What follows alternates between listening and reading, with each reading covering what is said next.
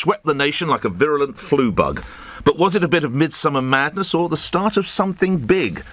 Well, the man's in the studio with me now. Jacob Rees-Mogg, Conservative MP for North East Somerset. What lies behind Mogmentum, Mr. Rees-Mogg? Good morning. Good morning, and thank you. I think a little summer fun. I think that the papers didn't have much to write about, and therefore my name got thrust to the fore by some splendid gentleman in Rotherham having Mogmentum tattooed on his chest, and that got everyone quite excited. But it's summer fun, summer fluff, and will fade. Are you enjoying it? Oh, it's great fun, yes, whilst it lasts.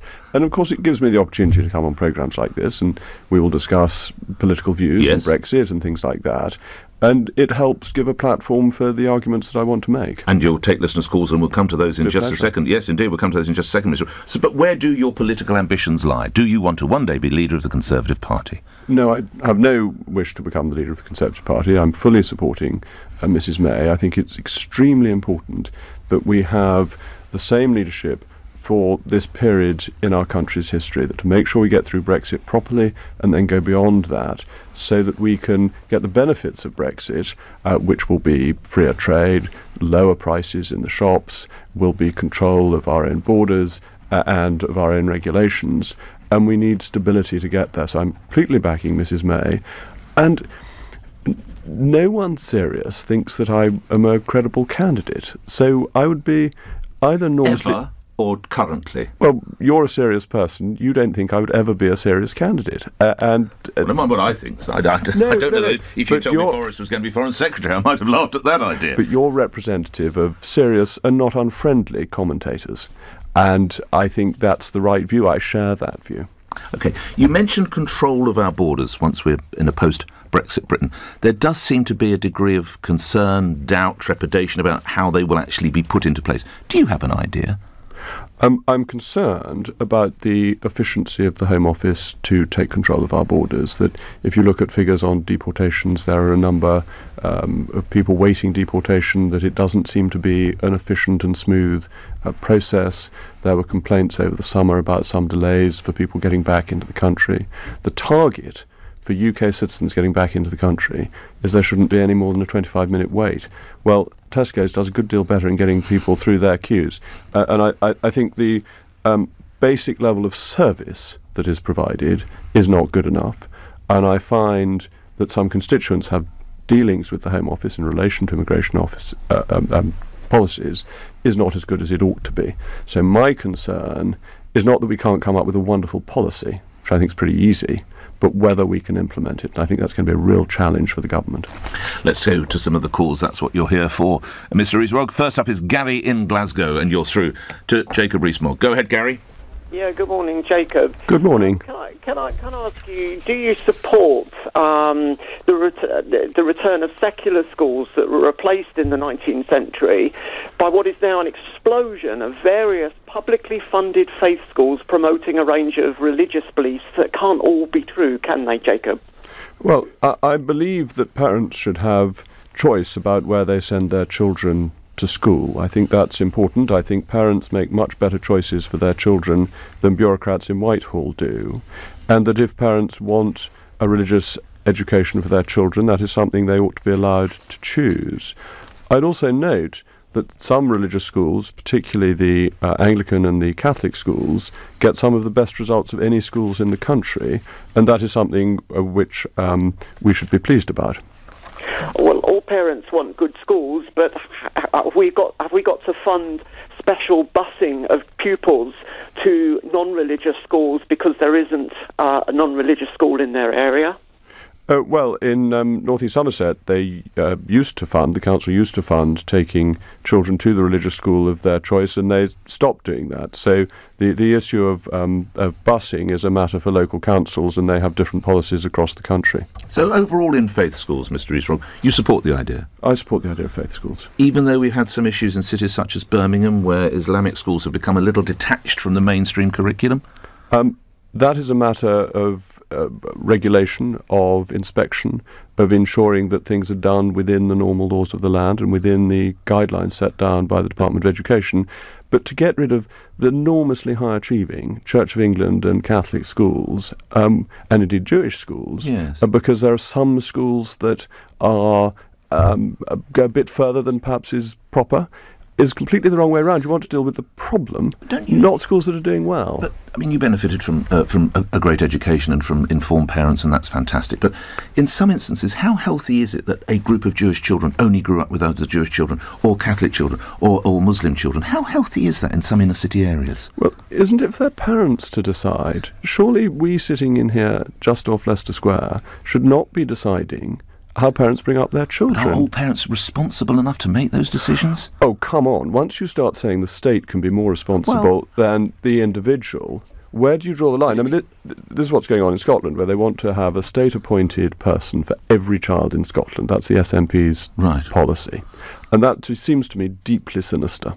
I believe parents have the primary responsibility, and the state should only step in if parents are incapable or are actually a risk to their children. So what about a set of parents who want to send their 6-year-old boy to school in a dress? Well, as it happens, I think that is a choice for the parents, and the school should be as accommodating as possible. And the Christian parents of another boy in that class who take the boy out of that school and are going to sue the school as a result? Well, we'll have to see what happens with the legal action, but I do think parents are entitled to home educate.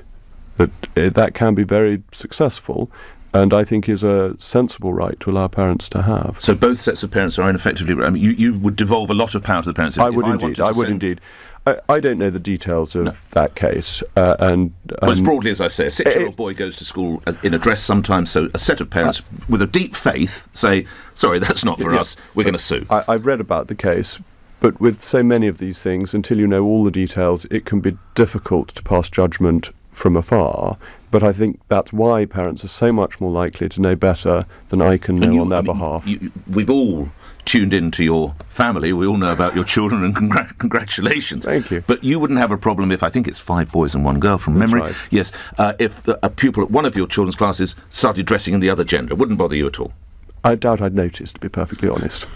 What do you mean you wouldn't notice? If your son came home and said, Daddy, there's a boy sitting opposite me dressed if he told me, yes, I would notice then. But if I'm just dropping the children off at school, which I don't do the school run most often, it's normally done by my wife or nanny, but I don't think I would be inspecting the dress of the children going in. It wouldn't bother me. Okay. It's a matter for the boy's parents or the girl's parents. Roy's in Folkestone. You're through to Mr. Rees-Mogg. Go ahead, Roy.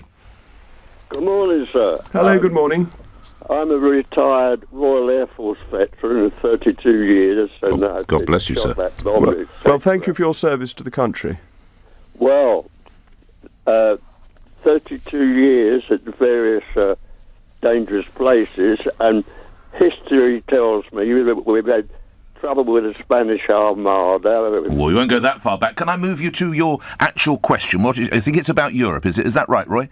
Yes. What is your question, sir? What is your opinion about the United States of Europe? Oh, Roy, great question. It's the front page of one of the newspapers, the Daily Telegraph, today. I've been looking forward. Thank you very much indeed, Roy, for Mr. Rees-Mogg's A United States of Europe, Jean-Claude Juncker's goal. Well, I think The Sun has said this morning that the greatest recruiting sergeant for Brexit is neither the LBC broadcaster Nigel Farage nor Boris Johnson, but is Monsieur Jean-Claude Juncker. That I'm just so glad we're leaving and are getting out of the possibility of a United States of Europe, which has always been the plan of the Commission. But if you look at the response of senior European leaders to Monsieur Juncker, I think he's in cloud cuckoo land. I don't think there's any demand for this. And bear in mind, it's happening at a point when the Commission is not only dealing with Brexit, but it's also battling the Hungarian government and the Polish government. There are a lot of tensions within the EU, and I think United States of Europe, I was about to say it's Mr. Juncker's dream, but it's everyone else's nightmare.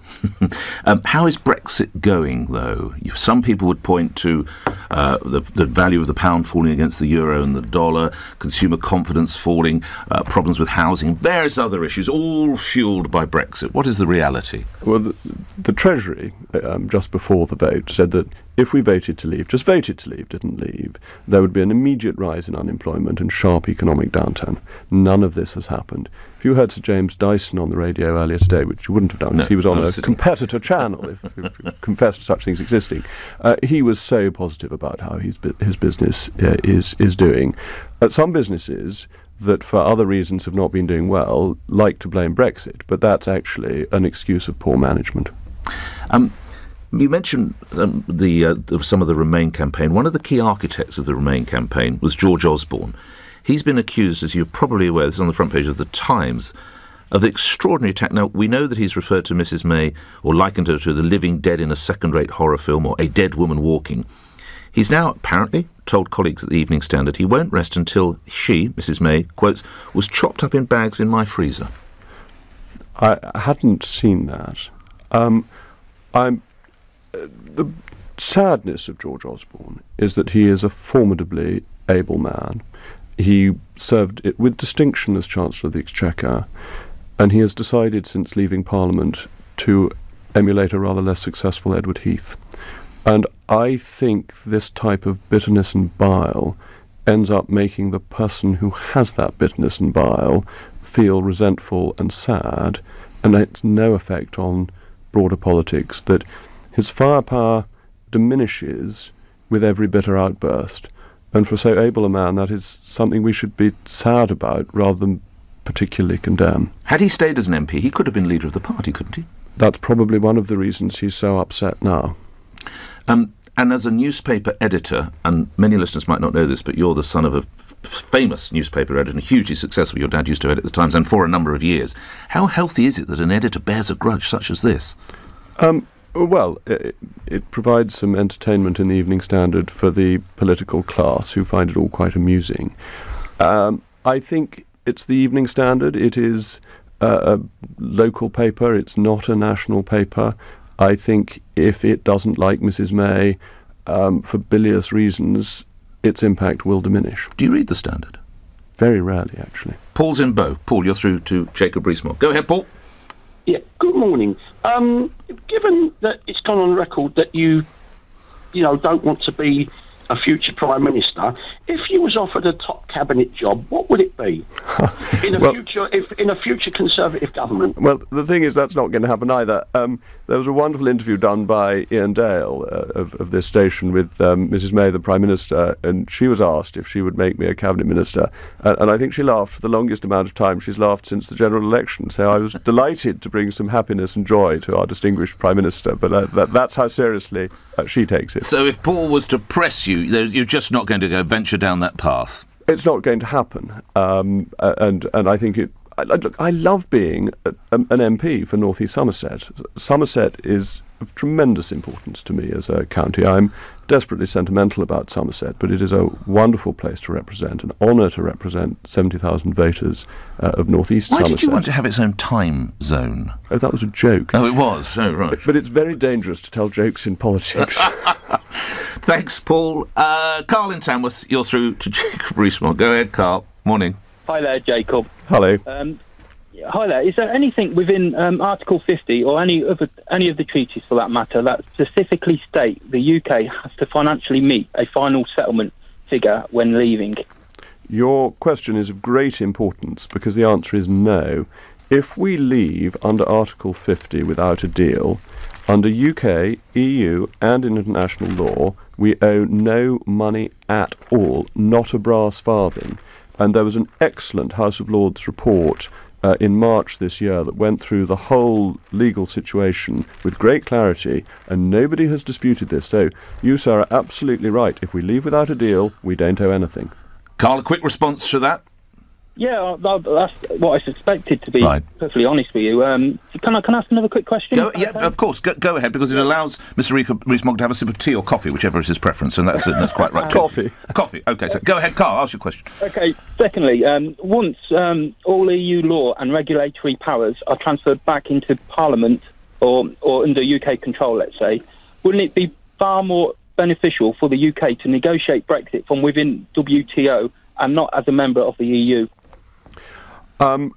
It depends on the way the deal is going. What I would be very against is what the EU wants us to do, which is that we should agree to pay them some money, and then once we've done that, and possibly even left, we should do a trade deal. If we do that, we have used our strongest card before we've got anything out of them.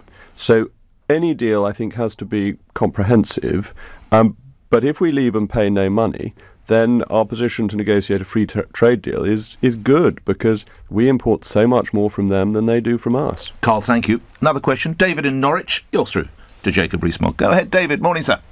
Good morning, sir. Privileged to speak to you both. Thank you.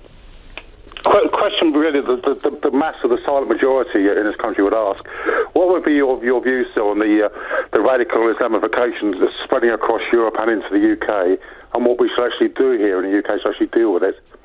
Well, I think we need intelligence. We need to ensure that MI5 and MI6 are fully funded so that we can track down extremists. We need to differentiate between the vast bulk of Muslims who are no threat to us, are good British citizens. And this was an issue Catholic faced in previous centuries. It was thought that no Catholic could be a proper patriotic Englishman. And that was an error. It was untrue. And I wouldn't want us to see us make the same error about the Muslim population today, but we have to get intelligence, we have to get understanding of the motivations, and we have to help defeat organisations like ISIS that are a threat to us. Quick response from you, David, before I move on. No, I fully agree, but would that mean strengthening border controls and checking people actually coming into this country? I think we should check people both in and out so that we have a vague idea of who's here. To the emails, thank you for that, David. To the emails for a couple of questions, Mr. Rees-Mogg. Graham and Bushy, credit to you, you've been honest and open about your religious beliefs. Tim Farron was not. Should MPs be more honest about this? People have to make their own choice. It's easy for me because I'm backbench MP and I'm answerable to the people of North East Somerset. I'm not the leader of a party and therefore I'm not subject to those particular strains. But the line, what profiteth a man to gain the whole world but lose his soul, applies to politicians as much as to anybody else. The candour you showed in that television interview earned some fairly hard-hitting comments and articles in some of the newspapers. Does it ever wound you? No. Sticks and stones can break my bones, but words can never harm me. Do you really believe that? I really believe that. There's no point in being in politics if every criticism is wounding, that you must expect, if you express views, that people will disagree, and that some people will disagree in a personal fashion. But that's their right in a free country, and free speech is important when it's for you, but it's also important when it's against you. Rachel in Bexley, in a post-Brexit Britain, is Jacob Rees-Mogg happy to have his chickens washed with chlorine? Oh, yes, as it happens, because I've been to America many times and have no doubt eaten lots of chlorine-washed chicken. But I looked into this, and I read the report produced by New Zealand when they were doing their free trade deal with the United States. And it looked at the health effects of washing chicken in chlorine. And it discovered that there had been no health effect for any consumer ever. The only people who had ever been affected were the inspectors who went round to see how it had been done, who got rather too much chlorine. So it's not something we need to worry about. But I'd add further. Yes. The US is the most litigious society in the world. If chlorine-washed chicken was dangerous, there would have been billion-pound, billion-dollar lawsuits going on. US regulations are very high, and I quite like the idea of the germs on chickens being killed. I think that's broadly a good idea. Niall in Bristol, you're through to Jacob Rees-Mogg. Good morning. Good morning. My question is about Northern Ireland and the border and what Mr. Mogg sees happening there and how that can be resolved in a way that will suit everybody, because it's a very fragile place. How do we have a border in Northern... Or do we have a hard border? Jacob Rees-Mogg. Well, I think we simply say we're not going to have a border, and we don't put one up. You see, once we've left the European Union, we no longer have to do what the European Union tells us. But this is where we literally face with the European Union, of Well, course. then we leave the European Union to say the Republic of Ireland must put in a border. And the Republic of Ireland will say no. Right. And they can take the Republic of Ireland to the European Court of Justice. And they can get the European Court of Justice to fine the Republic of Ireland for not putting in a border. But you just let them try. That if you really think the Republic of Ireland will, of its own volition, even under orders from the great Monsieur Juncker, build a wall, I think you've got another thing coming. And we have no obligation to impose any border at all. And to be perfectly honest, if a little bit of Guinness is smuggled over the border, I don't mind. About people? People aren't a problem at all, because to work in this country, your employer has to check your status. To rent a property, likewise. To open a bank account, they want to see your passport. Those checks aren't at the border. If you want to come in illegally and overstay your permit, come via Heathrow. But you're for a robust border at Calais, I would have thought. Dover and Calais. But if you come in via Heathrow, you can overstay your visitor pass easily. Right. So why would you go to the trouble of going into Dublin, across to Belfast? Because you're illegal. But if you're illegal, you come in on a tourist visa. But you're a terrorist. You have to get in to the Republic of Ireland from the first place. Yeah. And the Republic of Ireland is not willy-nilly letting in terrorists. And we've had a common travel zone with the Republic of Ireland long before we were a member of the European Union. So I don't think the border control issue is the problem it's been written up as. Quick response from you, Niall in Bristol. Back to you. I think it sounds like you're passing the realm of responsibility around, saying it's not our problem, it's Ireland's problem. But it is. It's the European Union's problem. We don't want a border. We're not going to put one in. Let them do it if they dare. Last line from you, Niall. I'd say it sounds like you're either, like say, you either want Ireland to put in a border or you're happy for an open border with an EU country. I am happy for an open border with the Republic of Ireland. Perfectly frank on the point. Niall, thank you. Keith in Guildford. You're on the radio, Keith. Good morning. Good morning, Nick. And hello, sir. Good morning. What I just asked Mr. Mogg is how he feels about being in a government that has seen the introduction of food banks throughout our country, because people can't get by, and also the chronic housing shortage. And yes, of course, subsequent governments fallen down on that, but when it comes to these food banks, that's straight at the door of the Tories.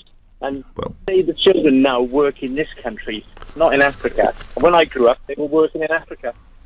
Well, I don't agree with your analysis. Let me deal with housing first of all, because that's very straightforward, and I'm in more agreement with you. On housing, there has been a desperate short of house building, now going back over decades, and we need to put that right. We need a large house building programme, and I think politicians of all parties accept that. On food banks predate the Conservative government, and crucially, the change that took place was that the Conservative government allowed Job Centre Plus to tell people that food banks existed, and the former Labour government would not tell them, and that was a policy decision to stop people knowing that there was help available. And I don't think the state can do everything. That it tries, and it provides a base of welfare that should allow people to make ends meet during the course of the week, but on some occasions that will not work. And to have charitable support given by people voluntarily to support their fellow citizens, I think is rather uplifting and shows what a good, compassionate country we are. And as I say, inevitably the state can't do everything. So I think that there is good within food banks, and the real reason for the rise in numbers is that people know that they're there, and Labour deliberately wouldn't tell them. So they choose to use food banks where perhaps they could shop themselves? No, I think they found that life was very tough beforehand. Right. And I think there is a need for some private charity on top of what the state provides. But what the government has presided over, it's always hard to say has done, because jobs aren't created by governments, they're created by businesses. It's created 3 million more jobs since 2010, and the best way out of poverty is through employment. We know that from every study that's ever been done. Almost time to let you go. Just to comment on a couple of stories in today's papers. Women can now purchase the morning after pill for just £4.99. They can store it at home in case of need through an online pharmacy. Jacob Rees. I think that is a great sadness. Because? Because life begins at the point of conception. The same points you said before. We have the terrible problems in the British Virgin Islands and Anguilla and elsewhere, and it's now revealed that the money that is needed, and we're talking tens of millions of pounds, cannot come out of the foreign aid budget. You're probably aware of this story. I am. Yes, your reaction to this? I think our foreign aid budget is lunatic. We spend money on the Ethiopian Spice Girls, all sorts of junk. We chuck money out of the door in November and December to meet this absurd, arbitrary target no other country tries to meet. We have a large deficit. I'm all in favour of this type of aid, of emergency aid, when countries are in trouble. And then it doesn't matter whether it's the British Virgin Islands or it's Bangladesh. It doesn't matter if we're helping in Italy when there's this sort of crisis. This is when the British people want to help a foreign country. But to have arbitrary targets and absurd regulations is pure tokenism of government and is not proper government policy. Why are Prime Ministers tied to this extraordinary level of spending, do you imagine? Well, I think it's popular with your listeners, but I don't think it is. It's not. It really is. I tried to filibuster the bill to put the 0.7% into law, and it was a filibuster that didn't work. So people have a go at me for filibustering from time to time. But on this, I think I was on the side of most of the British people. And lastly, a bit of a test. You'd expect this, Mr. No. Don't worry. Tests are impossible. You say you like chicken. Earlier this month, you told a gathering in the City of London's Gherkin Tower, reports the Times newspaper, a paper close to your heart, that although you're a fan of the building, you're not a fan of having gherkins in your McDonald's quarter-pounders. That set me thinking. Jacob Rees-Mogg, what does a McDonald's quarter-pounder cost? Right, I haven't a clue, but I can tell you when I last had one. I last had one at the Tory Party conference 3 years ago. There was a very convenient walk-through from the conference centre to my hotel. I think Mrs. Rees-Mogg was less than impressed when I took her there for dinner. But as an occasion... You took her there for dinner? Well, we'd had quite a long day, and it was getting quite late, but we hadn't eaten. And I think for good, quick, and perfectly edible food, it's not bad, but I wouldn't want to give the impression that I'm a very regular customer. OK. A quarter-pounder with cheese, large fries and a strawberry milkshake is £5.59. But I don't like cheese on it either. So you don't have cheese? No cheese. No. All right. Thank you very much for seeing Jacob. Great pleasure. Absolute pleasure. Thank you. The man behind Mogmentum and Conservative MP for North East Somerset, appearing here on LBC when news is next. On FM, online, on your mobile and on digital radio. Leading Britain's conversation. This is